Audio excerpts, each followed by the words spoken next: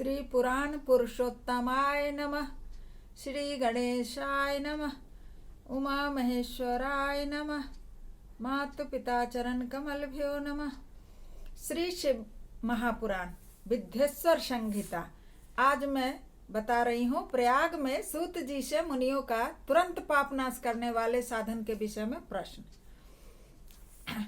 आद्यंत मंगलम जात समान भाव मार्यं तमीशं जरा मर्मात्मदेवं पंचाननं प्रबल पंच विनोदशीलं शांभवे मनसी शंकराम्बिकेशम। अर्थात जो आदि और अंत में तथा मध्य में भी नित्य मंगलमय है, जिनकी समानता अथवा तुलना किसी से नहीं की जा सकती, वह आत्मा के स्वरूप को प्रकाशित करने वाले देवता परमात्मा है, जिनके 5 मुख हैं और जो खेल ही खेल में अनायास जगत की रचना, पालन और संहार तथा अनुग्रह एवं तिरोभाव रूप 5 प्रबल कर्म करते रहते हैं। उन सर्वश्रेष्ठ अजर अमर ईश्वर अंबिकापति भगवान शंकर का मैं मन ही मन चिंतन करती हूँ। व्यास जी कहते हैं, जो धर्म का महान क्षेत्र है और जहाँ गंगा यमुना का संगम हुआ है, उस परम पुण्यमय प्रयाग में जो ब्रह्मलोक का मार्ग है, सत्य व्रत में तत्पर रहने वाले महातेजस्वी महाभाग महात्मा मुनियों ने एक विशाल ज्ञान यज्ञ का आयोजन किया। उस ज्ञान यज्ञ का समाचार सुनकर पौराणिक शिरोमणि व्यास शिष्य महामुनि सूत जी वहां मुनियों का दर्शन करने के लिए आए। सूत जी को आते देख हुए सभी मुनि उस समय हर्ष से खिल उठे और अत्यंत प्रसन्न चित्त से उन्होंने उनका विधिवत स्वागत सत्कार किया। तत्पश्चात उन प्रसन्न महात्माओं ने उनकी विधिवत स्तुति करके विनय पूर्वक हाथ जोड़कर कहा, सर्वज्ञ विद्वान रोमहर्षण जी, आपका बड़ा भारी भाग्य है। इसी से आपने व्यास जी के मुख से अपनी प्रसन्नता के लिए ही संपूर्ण पुराण विद्या प्राप्त की, इसलिए आप आश्चर्य स्वरूप कथाओं के भंडार हैं। ठीक उसी तरह जैसे रत्नाकर समुद्र बड़े बड़े सारभूतों रत्नों का आगार है, तीनों लोकों में भूत वर्तमान और भविष्य तथा और भी जो कोई वस्तु है वह आपसे अज्ञात नहीं है।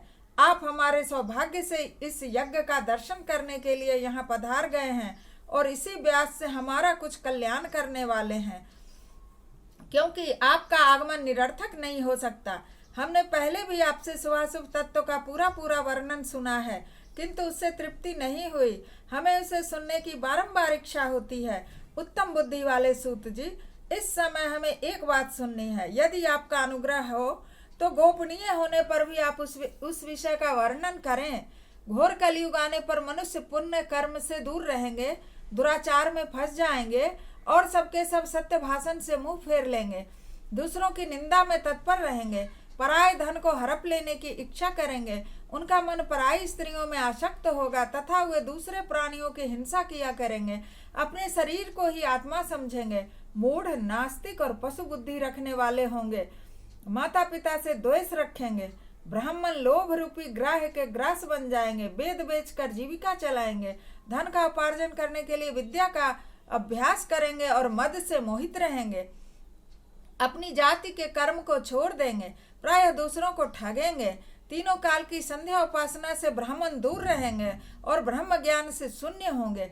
समस्त क्षत्रिय भी अपने स्वधर्म का त्याग करने वाले होंगे, कुसंगी पापी और व्यभिचारी होंगे, उनमें शौर्य का अभाव होगा, वो कुत्सित चौर्य कर्म से जीविका चलाएंगे, शूद्रों का सा बर्ताव करेंगे, उनका चित्त काम का किंकर बना रहेगा, वैश्य भी संस्कार भ्रष्ट, स्वधर्म त्यागी, कुमार्गी, धनोपार्जन परायण तथा नाप तौल में अपनी कुत्सित वृत्ति का परिचय देने वाले होंगे। इसी तरह शूद्र भी ब्राह्मणों के आचार में तत्पर हो जाएंगे।